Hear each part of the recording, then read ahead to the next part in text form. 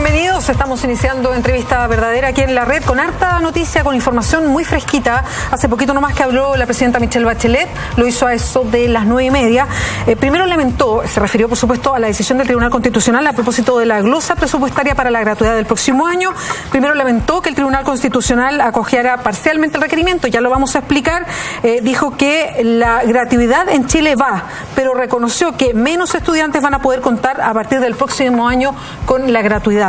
Sobre estas declaraciones, sobre lo que dijo el Tribunal Constitucional, cómo se proyecta todo esto, vamos a conversar con el diputado Gabriel Boric, diputado por Magallanes. ¿Cómo está, Gabriel? Muchas gracias por acompañarnos. Hola, Bea. Muy buenas noches. Bueno, primero, yo no sé si alcanzó a ver completas las declaraciones de la presidenta. Fueron breves, no fue mucho más largo que eso, después de conocer la decisión del Tribunal Constitucional. Sí, alcancé a ver las declaraciones de la presidenta.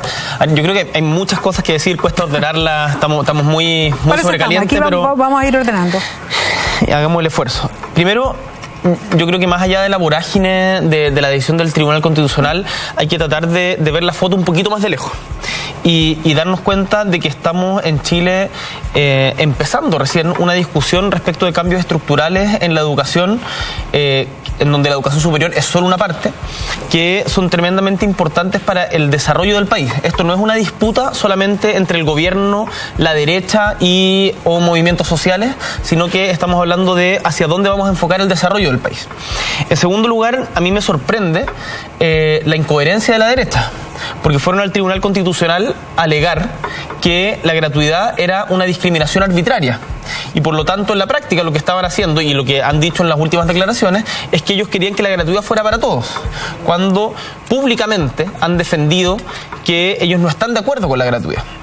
Entonces, ahí hay incoherencias que yo creo que vale la pena resaltar. En tercer lugar, ya entrando en el fallo del TC, me parece que acá se constata un problema que es más profundo, que tiene que ver con la institucionalidad de nuestra democracia. Hoy día un tribunal formado por 10 miembros, elegidos con no representativos, más bien, sino elegidos por cuoteo político, porque en la práctica son 5 y 5 y por cuoteo político, toma una decisión que revoca lo que se decidió soberanamente en el Congreso, que se supone representa la voluntad del pueblo de Chile. O sea, el TC hoy día para mí queda en absoluta evidencia como un órgano contramayoritario y como una suerte de tercera cámara no electa, lo que me parece que es tremendamente grave y es uno de los temas que sin lugar a dudas vamos a tener que abordar en los cambios constitucionales. Y por último, yo creo que acá todos tenemos que hacer nuestra parte de autocrítica por lo que está pasando. Se redució la discusión de la gratuidad a un tema meramente económico, yo creo que es mucho más profundo que eso, pero sin lugar a dudas el gobierno ha tenido una torpeza política para enfrentar la reforma educacional, en donde ha perdido todos los aliados que podría haber tenido por una arrogancia desde mi punto de vista y una falta de capacidad de diálogo con actores sociales relevantes que podrían estar empujando en conjunto esto. Hoy día el gobierno parece solo peleando, pero acá somos muchos los que durante años hemos peleado por llevar adelante una reforma estructural en educación y que sin embargo el gobierno ha decidido marginar. Y eso yo creo que tiene que cambiar, porque todavía estamos a tiempo, y en esto yo no creo en que haya que hacer como una alegoría a la desesperanza. Todavía estamos a tiempo de recuperar el rumbo y de empujar la reforma estructural en educación entera. Diputado, usted planteó 4 ejes un poco de la conversación. Entonces, me gustaría dedicarme, ir por parte en todo esto, y como para entender también lo que decide el Tribunal Constitucional. Primero, respecto a lo que dijo la presidenta, por un lado dice que acata el fallo del tribunal, no iba a decir otra cosa, digamos, es lógico. Cuando dice que menos estudiantes van a poder contar a partir del próximo año con la gratuidad, y ahí usted me aclara un tema que es básicamente del Congreso. Cuando se aprueba, porque pasó eso, se aprobó una glosa presupuestaria, ¿esto puede cambiarse o está el gobierno forzado, después de lo que dijo el Tribunal Constitucional, a con esa plata repartirla, pero ahora de manera distinta? No, la glosa presupuestaria no puede cambiarse. Ya. O sea, ¿son las mismas lucas? Son las mismas lucas. Mira, el Giorgio escribió, Giorgio Jackson, el diputado Jackson, el honorable amigo, escribió una columna hoy día que clarifica bien este punto, en El Mostrador, que les recomiendo que la lean, en donde señala que el argumento de la derecha de que acá con esto tratamos de beneficiar a más familias, ellos están plenamente conscientes que es absolutamente falso. Perdón, no solamente el argumento. Hoy día ya reaccionó el diputado Belolio, que es parte de la Comisión de Educación, es diputado de la UDI, fue uno de los que lideró la presentación de este requerimiento, diciendo que con esto triunfo, digamos, no lo dijo así, pero con lo que pasó con el Tribunal Constitucional es una noticia alegre porque más jóvenes van a poder acceder a la gratuidad. El diputado Belolio, que me parece, además yo creo que vale la pena decirlo, uno de los diputados más lúcidos de la derecha chilena, articulado, con debate de ideas, pero que desgraciadamente cae en este tipo de mentiras en donde yo no quiero atribuirlo a la mala fe, pero me cuesta pensar que es por ignorancia, porque él sabe perfectamente, y la derecha sabe perfectamente, que con esta resolución del Tribunal Constitucional la única alternativa que le queda al gobierno políticamente viable es reducir el compromiso de gratuidad. Después yo creo que tenemos que discutir el carácter de la gratuidad que proponía el gobierno. Sí, pero después lo vamos a discutir. Pero reducir este compromiso a solo las universidades, ni siquiera del CRUCH, esto es una opinión personal, es parte abierta del debate, pero a las estatales. Entonces me parece paradójico que están diciendo cosas que ellos están plenamente conscientes de que no son reales. Acá no va a haber más recursos para el próximo año, por lo tanto no se va a ampliar a otras universidades o a otros centros de formación técnica o institutos profesionales. Entonces la práctica, con el fallo del Tribunal Constitucional, en lugar de lo que estaba proyectado para gratuidad para el próximo año, van a ser menos los jóvenes que puedan acceder a esa gratuidad. Van a ser menos. Bueno, de hecho lo adelanta la presidenta en una de sus frases en esta intervención, fue muy cortita, donde dice que acata el fallo del tribunal, dice que seguramente serán menos los estudiantes que accedan a la gratuidad el próximo año, pero que la gratuidad el próximo año va. Eso yo lo quería despejar. Sí. ¿Cómo entendemos el fallo del Tribunal Constitucional que tiene estas dos patas? O sea, el fallo no lo conocemos bien todavía. Sí, es un comunicado. Es un comunicado de una sola plana, yo creo que hay que revisar los argumentos jurídicos, sí. Pero acá... Bueno, usted es abogado, entonces... Cuarto medio nomás todavía. Pero le interesa, es que lo que pasa es que hay dos patas y que uno se pierde un poquito en la discusión, sí. Por eso quería preguntarle. Por un lado, el Tribunal Constitucional falla y dice, se permite que haya una glosa presupuestaria de este tipo. Por otro lado, dice que es discriminatoria.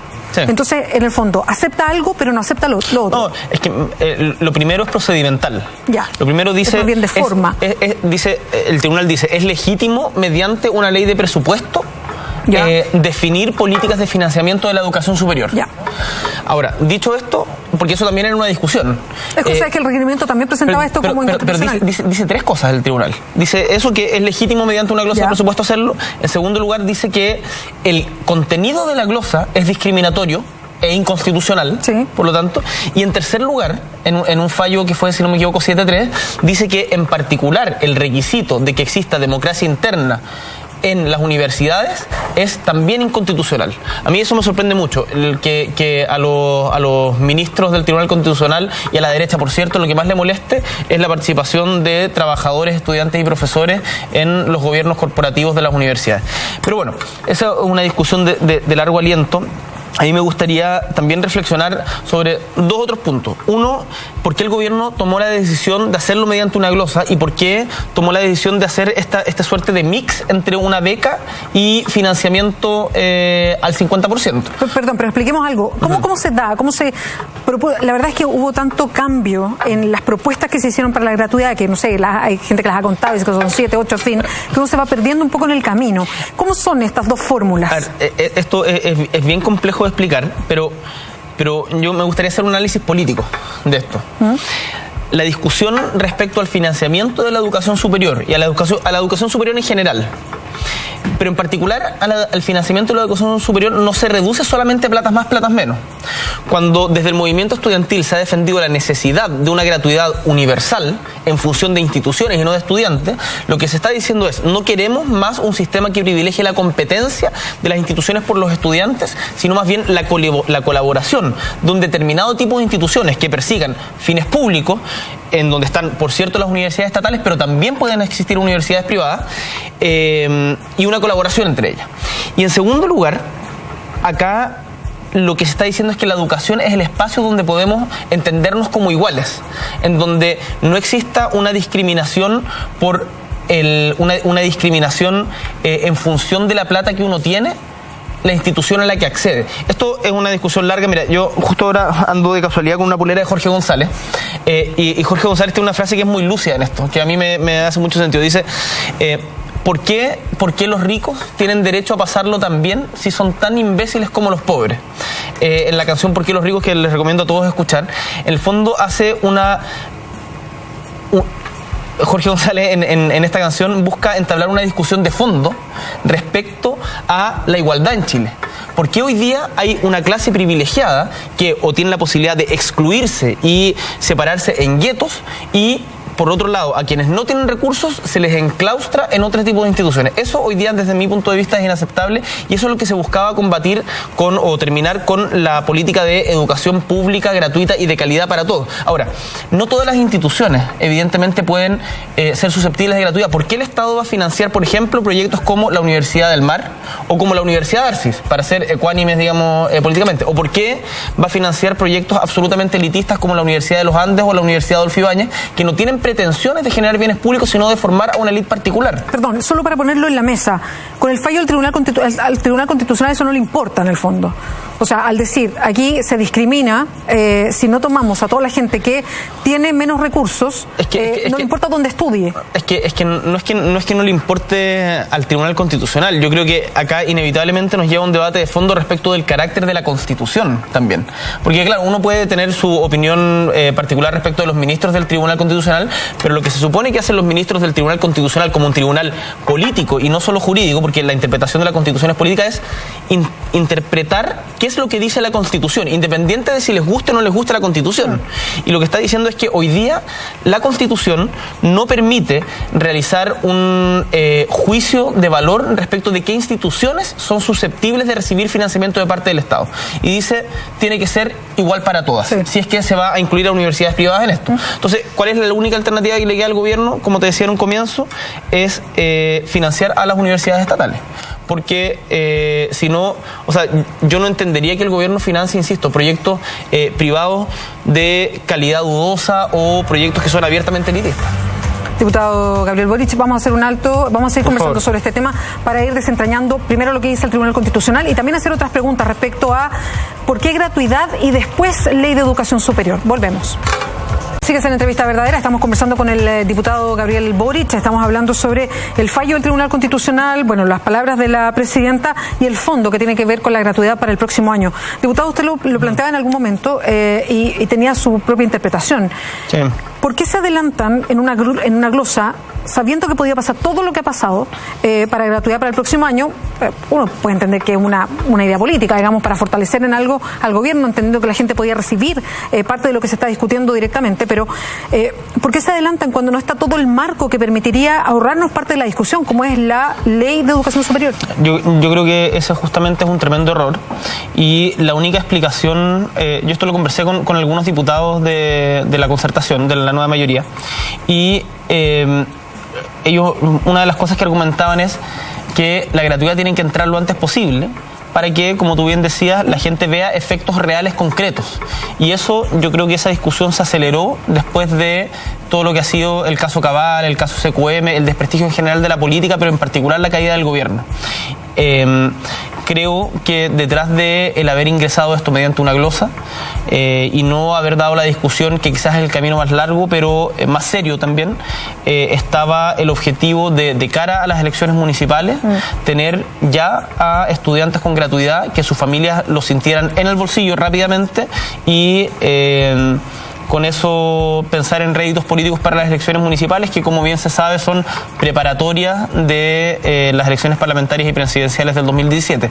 Yo creo que eso es una irresponsabilidad del porte de un país, porque al final del día, hoy día, se supone que estamos discutiendo la educación que nos va a regir, o la estructura del sistema educacional que debiéramos mantener en largo plazo. Uno no puede hacer políticas educacionales como en un gallito, dependiendo del gobierno. Tiene que pensar en visión de desarrollo país hacia adelante.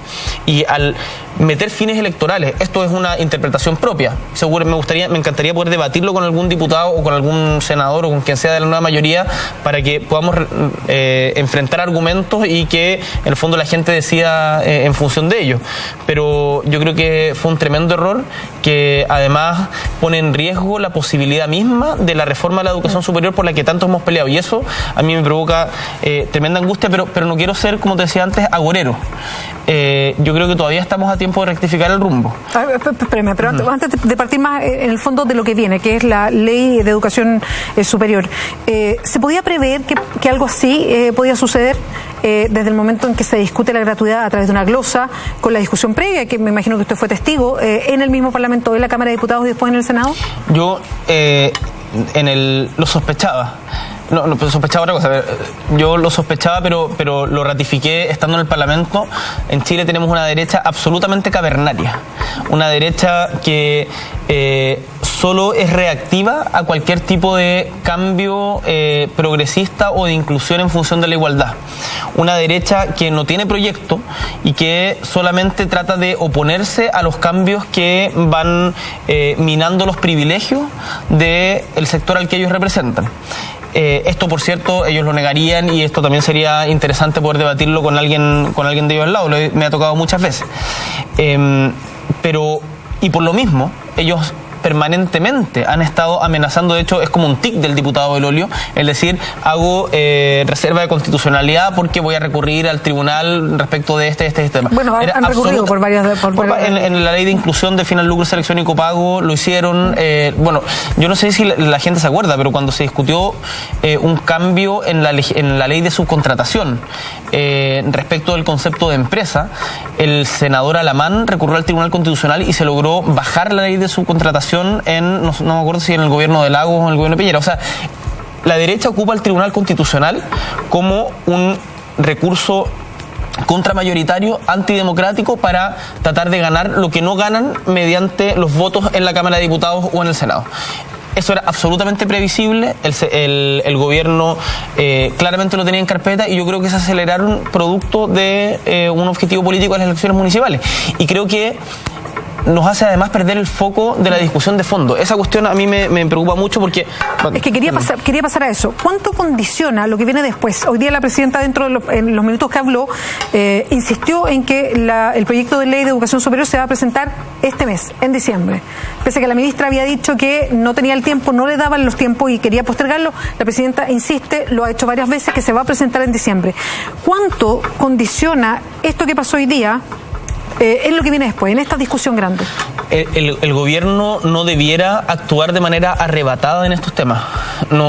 Esto, insisto, no puede verse más allá de la pequeñez de la derecha. El gobierno no puede actuar como con una suerte de como casi venganza. Le vamos a pasar la planadora, entonces vamos a aprobar la ley de educación superior lo más rápido posible. ¿Pero usted ve esa intención? Yo veo un poco de desesperación e improvisación en el gobierno. Creo que la ministra es sensata cuando dice todavía no estamos listos. Y porque efectivamente no están listos, porque en algún momento se había proyectado para diciembre. No están listos, o sea, pero mira, lo más básico, no ha habido un diálogo prelegislativo con el movimiento estudiantil, que es uno de los actores fundamentales de esta reforma. Los rectores, hasta el día de hoy, no solamente de las universidades estatales, sino del CRUCH e incluso de universidades privadas, tampoco tienen claridad respecto al tema, y no sirven los mecanismos de participación que son solamente para la foto. Se requiere también incidencia. Con nosotros, por ejemplo, no han conversado con la bancada independiente. Conmigo en particular no ha habido ninguna conversación respecto de cuál es el carácter del proyecto en educación superior del gobierno. Entonces, ¿el proyecto se está haciendo entonces dentro del mismo ministerio nomás? La verdad, no lo sé. Y eso me parece lamentable, porque yo supongo que sí, y con los más cercanos, pero esta como obsesión tecnocrática que de repente hay en ciertos sectores de la clase política chilena, de pensar de que los proyectos de ley se resuelven solamente con buenas ideas técnicas, y se ha demostrado totalmente errónea. Ojalá en educación superior no repitamos el mismo error que se cometió en carrera docente. En carrera docente, los profesores hoy día estaban en el peor de los mundos, con sueldos miserables, con una situación de agobio laboral tremenda y con una necesidad de cambiar el sistema. Sin embargo, se presentó un proyecto de carrera docente que contó con la oposición mayoritaria, independiente del Colegio de Profesores, con la oposición mayoritaria de los profesores en Chile. Me tocó verlo en regiones eso. Siendo que era totalmente viable que los profesores mismos apoyaran si es que se hubiese dialogado más con ellos. No caigamos en el mismo error en materia de ley de educación superior. Conversen, yo le digo al gobierno, conversen con los estudiantes, conversen con la Confech, conversen con los rectores, no desde posiciones corporativas, sino más bien pensando en cómo proyectamos el desarrollo del país. Mira, déjame hacer una reflexión un poquito más saliendo como de la discusión de la glosa o de las platas. El cobre hoy día en Chile está a $2 la libra, el precio más bajo, si no me equivoco, desde el 2008.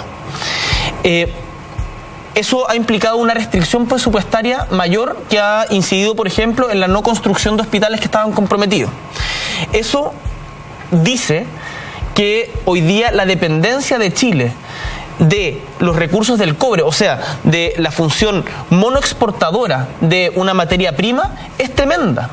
El cobre del siglo XXI para Chile tiene que ser el conocimiento, y por lo tanto la discusión sobre educación, sobre cómo vamos a potenciar las universidades regionales, cómo el Magallanes, que tiene el 17% del territorio nacional, va a ser un puerto antártico mundial, cómo en Calama o en el norte del país se va a potenciar la integración con los países de América Latina, cómo en las universidades se van a potenciar investigaciones de tecnología que puedan llegar a, no sé, cuestiones de esas características están en juego en esta reforma. Y si seguimos con esta lógica pequeña de gallito o bien de pensar en las elecciones siguientes, nos vamos a aferrar la posibilidad de cambiar el modelo de desarrollo chileno. Espérame, diputado, pero es que yo lo atajo con todo lo que usted está diciendo. Hoy día hay una lógica casi de enemigos a la hora de la relación entre los distintos actores. Entonces, uno se pregunta por dónde puede estar la plataforma para escucharse, porque parece que no se escucharan.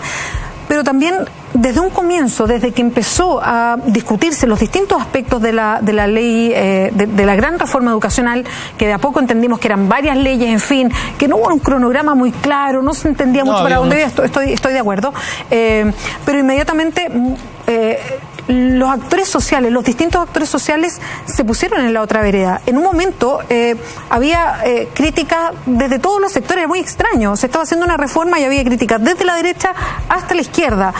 ¿Qué ha faltado? Ha faltado generosidad de todas las partes, ha faltado, no sé, mirar la cosa más a lo lejos, porque básicamente dentro del espectro había una cantidad importante de gente que sí quería una reforma. Sí.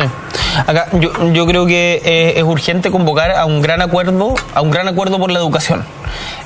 Y en ese gran acuerdo no puede ser una réplica de la política de los consensos de los 90 y 2000. ¿A qué me refiero? Que los grandes acuerdos no pueden ser con gente con la que estás radicalmente en posiciones diferentes. Con la derecha cavernaria de chilena, con la UDI, con sectores de Renovación Nacional, no sé, el diputado Edwards, el diputado Urrutia, el oportunista de Cast, digamos, Cast Felipe, me parece que no tiene ningún sentido tratar de llegar a acuerdo, porque ellos no quieren avanzar en gratuidad, no quieren avanzar en fortalecer las instituciones públicas, quieren una suerte de libertinaje de mercado, a ellos les acomoda que tengan fines de lucro, entonces con ellos no se puede llegar a acuerdo. Pero hoy día hay una mayoría social en Chile, y quedó demostrado desde el 2011 en adelante, que quiere cambios estructurales en la educación superior y que la educación superior no sea un negocio. Me estoy refiriendo solamente a la educación superior, pero esto va mucho más allá de la educación superior. Y con todos esos actores debiéramos ser capaces de llegar a un acuerdo. Y ahí yo creo que el gobierno ha fallado mucho no solamente en claridad y en cronograma, sino en convocar, en escuchar un poquito más, en ser más humilde. Yo creo que Eizaguirre metió mucho la pata en eso, en generar confianza no solamente con el movimiento estudiantil, sino también con los rectores, también con los trabajadores de la educación. Yo lo veo hoy día, por ejemplo, con los asistentes de la educación en los colegios. Les van a quitar a los asistentes de las corporaciones municipales, les van a quitar el derecho a negociación colectiva que ganaron por una torpeza política nomás. Entonces, hay una serie de cosas que se podrían mejorar conversando más. No piensen solo en las elecciones, no piensen solo en cómo ganar como un voto más, un voto menos. Pensemos en una política a largo plazo, y para eso se requiere un acuerdo social. Tú bien decides que esto no es solamente educación superior. Hoy día en el Congreso aprobamos en tercer trámite una muy buena noticia, que yo creo que también hay que rescatarla, que la educación cívica vuelve a los colegios. Hoy Hoy día en el Senado se está discutiendo el proyecto de carrera docente que, con todas las deficiencias que tiene, va a significar un aumento en remuneraciones a los profesores muy importante.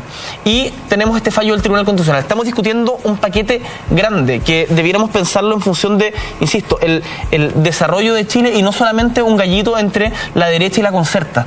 Y si el gobierno entiende eso y el próximo año convoca a los actores sociales, no mete una ley de educación entre gallos y medianoche en diciembre que va a estar, que la misma ministra ha dicho que no está lista. Yo creo que podemos avanzar. Hay muchos que queremos colaborar en esto, pero el gobierno, yo creo que le ha faltado grandeza y altura de mira. Pero solo al gobierno, no, o también a los demás, no, o también a usted, por ejemplo. Pero por supuesto, yo creo que el gobierno tiene la principal responsabilidad, pero nosotros, quienes no somos parte del gobierno, quienes somos de la izquierda, no parte del gobierno, también tenemos que hacer nuestra propia autocrítica y pensar cómo el 2006 lo enfrentamos propositivamente, con organización, pero no contra el gobierno, sino a favor de la reforma. Y eso es lo que yo por lo menos he tratado de transmitir en Izquierda Autónoma, en las conversaciones con los compañeros también del FEL, de la UNE, con el CONFECHE en general, para que el próximo año, y yo creo que en esto hay acuerdo en el movimiento estudiantil, sea un año de movilizaciones a favor de una reforma. Ese es un cambio o sea, es un giro, es un cambio de fórmula de lo que se estaba haciendo antes en el movimiento estudiantil, o hasta este año. No, yo no diría eso. Yo diría que cuando uno se encuentra que se te cierran todas las puertas, que te convocan a diálogos participativos que al final son solamente para la foto. Yo una vez conversé con una de las personas que estaba redactando la ley de inclusión y me dijo, le pregunté por los diálogos participativos, por los resultados de los diálogos participativos, y dijo, jamás los he visto. O sea, evidentemente se genera una distancia que hace muy difícil creer que estamos en lo mismo. Entonces, yo no voy a juzgar negativamente al movimiento estudiantil de estos años. Creo que evidentemente hay que hacer una autocrítica, pero me parece que hoy día tenemos la oportunidad de que el 2016 sea un año de movilización propositiva, de movilización pacífica, por cierto, que creo que es algo que tenemos que defender, y de profunda organización con otros sectores sociales, y no en contra del gobierno, sino a favor de la reforma. Pero ahí el gobierno es el que tiene que tener generosidad para también entender que acá hay propuestas, y no como pensaba el ministro Izaguirre, como gente cabeza de pistola. Hoy día no está Izaguirre, está la ministra del Piano. Ella asumió el sector de educación, conversando aquí mismo con otros actores, con la gente del Colegio de Profesores, por ejemplo. Ellos reconocen en ella una vocación de diálogo mucho mejor, lo voy a poner así, una calidez distinta para enfrentar la discusión. A lo mejor no de uno se sienta al otro lado y el otro acá, sino más bien de tratar de integrar eso. ¿Ustedes han visto algo de eso también? Personalmente, sí. Yo creo que hay una diferencia sustantiva entre la ministra del Piano y el ministro Izaguirre, pero eso no es garantía suficiente de que en el fondo la política del gobierno va a ser diferente, porque acá también hay que dejar de pensar de que una persona hace toda la diferencia. Estos son proyectos colectivos, y uno de los grandes errores de la nueva mayoría, desde mi punto de vista, es haber depositado tanto solamente en la figura de Michelle Bachelet, y claramente se demuestra de que no hay coherencia interna. Hoy día veía a Ignacio Walker, estaba discutiendo con él por redes sociales, que decía, como vi, al gobierno le dijimos hace 3 meses que tenía que ser becas. Entonces hay diferencias que son sustantivas. Esa crítica que yo hago respecto de cómo depositaron confianza solamente en Michelle Bachelet, yo creo que, por ejemplo, es un riesgo para nosotros, un movimiento de formación como Izquierda Autónoma. Si los proyectos colectivos se sustentan solamente en personalidades, inevitablemente corren el riesgo de fracasar. Un líder que es imprescindible es un mal líder, y yo creo que a la nueva mayoría Michelle Bachelet le sirvió como a la concertación. Michelle Bachelet le sirvió como balón de oxígeno, pero que en la medida que se iba votando ha demostrado también la caducidad de su proyecto. Diputado Gabriel Boric, muchas gracias por acompañarnos esta noche. Muchas gracias, Beatriz, y espero que saquemos adelante todo esto. Vamos de inmediato a Mentiras Verdaderas con Ignacio Franzani. Buenas noches.